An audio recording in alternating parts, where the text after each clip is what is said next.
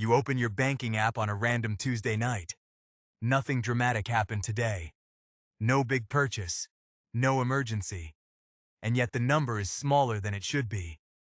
You scroll back through the month, looking for the one thing that explains it. There isn't one thing. There are 8 small ones hiding in plain sight. That's the part nobody warns you about.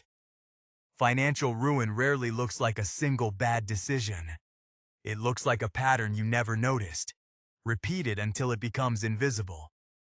The economist Richard Thaler calls this mental accounting the way your brain treats a $5 charge and a $500 charge as if they live in completely different universes, even though your bank account does the math.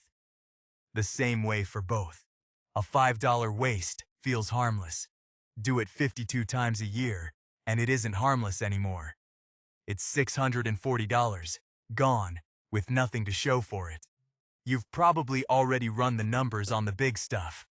The mortgage, the car loan, the student debt. Those get scrutinized because they're loud. They show up in a monthly statement with your name and a due date attached. But research on household spending consistently finds that it's the small, recurring, easy-to-justify purchases that quietly outcost the big ones over a full year, precisely because nobody ever sits down and adds them up. So, today we're going through 8 of the most common ones, not the obvious villains like gambling or debt you already know is bad. The quiet ones, the ones that feel responsible, even smart, while they drain you. Number 1 is the extended warranty. You buy a laptop, a washing machine, a television, and the cashier asks if you'd like to protect it for another 2 or 3 years. Consumer Reports has tracked this for decades, and the finding barely changes year to year. Most electronics either fail within the manufacturer's original warranty, or they don't fail for a very long time. The extended warranty exists almost entirely for the gap in between, a gap that rarely gets used. Retailers push it hard for a simple reason. Margins on the product itself might be 10%. Margins on the warranty can be 50% or higher. You're not really buying protection. You're buying Daniel Kahneman's prospect theory in action, the well-documented tendency to overpay for certainty, even when the real odds don't justify the price. Insurance makes sense when a single failure would wreck you financially. A $400 washing machine breaking is an inconvenience, not a crisis. Paying $80 extra to insure against an inconvenience is where the math quietly stops working in your favor. Number 2 is financing a brand new car instead of buying used. A new car loses roughly 20% of its value in the first year alone, and closer to 60% by year 5. According to data regularly published by firms like Carfax and Edmunds. You're not driving the car off the lot. You're driving your own money off the lot. Thomas Stanley, who's spent years studying actual millionaires for his book, The Millionaire Next Door, found something the culture rarely talks about. Most real millionaires drive used, unglamorous cars. The people leasing the flashy ones are frequently the ones with the least in the bank, spending tomorrow's stability to look successful today. It's not that new cars are worthless. It's that the premium you pay for new buys you almost nothing but the smell, while the depreciation curve does the same brutal thing to every car on the lot, whether you're in it or not. Number 3. Lottery tickets. Economists Charles Clotfelter and Philip Cook spent years studying state lotteries and titled their research Selling Hope for a reason.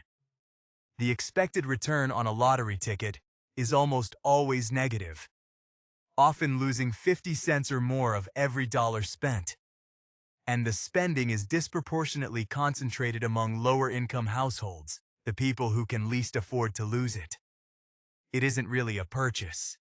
It's a fee for the feeling of hope, priced by the state. $20 a week doesn't feel like much when you're standing at the counter. Over a year, it's more than $1,000. spent on odds most people would never accept if you described them out loud, instead of printed them on a scratch card.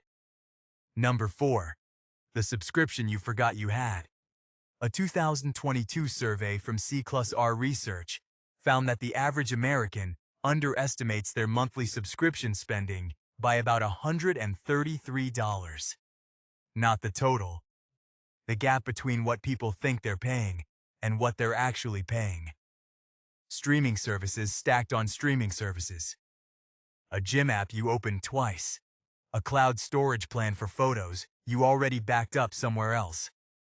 None of it feels like spending, because none of it required a decision today.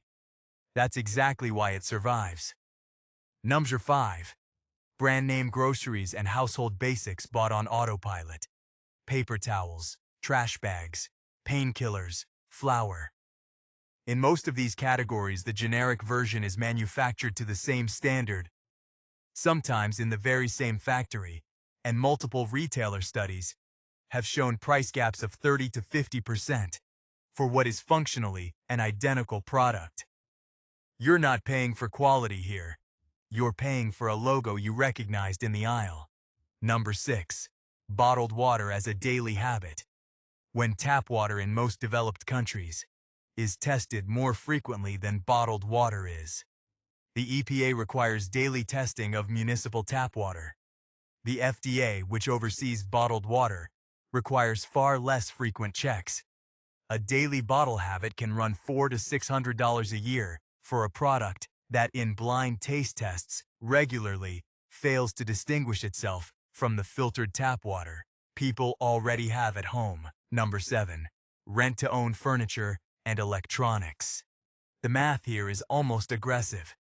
A basic laptop or living room set can end up costing 2 to 3 times the retail price once every payment is added up.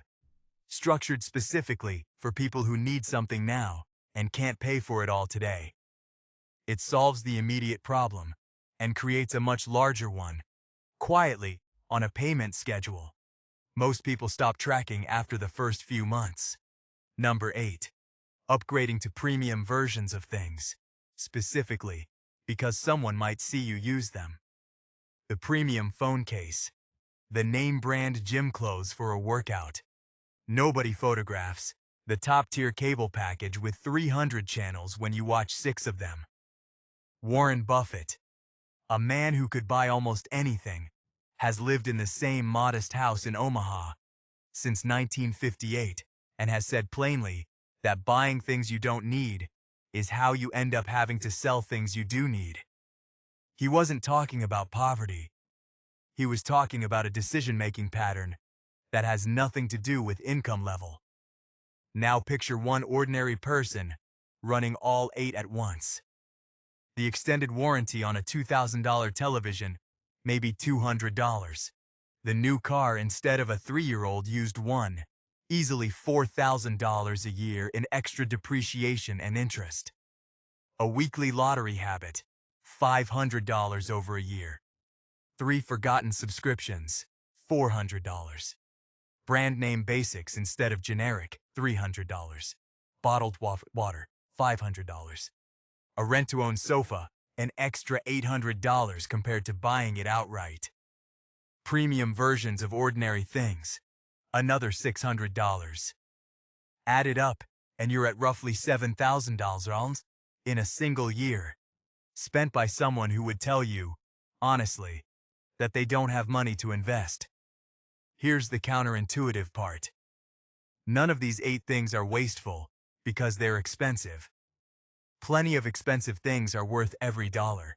They're wasteful because the money is spent on the feeling of the purchase instead of the outcome of it. The warranty sells you calm you probably won't need. The new car sells you a 5-minute glance from a stranger at a red light. The lottery ticket sells you a fantasy for exactly as long as the drive home. Behavioral economists have a name for this gap between what a purchase promises emotionally and what it actually delivers financially, and it's the single most reliable predictor of who builds wealth quietly over 20 years and who doesn't, regardless of how much they earn. And this pattern didn't get quieter with time. It got louder because the mirror got bigger. A generation ago, keeping up meant keeping up with your actual neighbors, the people whose driveways you could see. Now the comparison runs against a curated feed of everyone's best purchase, all day, on a screen you check before you get out of bed. The premium item, the new car, the flashy vacation. All of it is now performed for an audience that never sees the credit card statement behind it. You're not just competing with the family next door anymore. You're competing with a highlight reel. And highlight reels don't show you the 8 quiet things draining the person who posted it. Which brings it back to that Tuesday night, staring at your banking app, looking for the one big mistake. There isn't one. There's just a pattern, hiding across 8 ordinary decisions, none of which felt like spending at the time. The number in that app tomorrow isn't decided by the one big purchase you're afraid of making. It's decided by the 8 small ones you've already stopped noticing.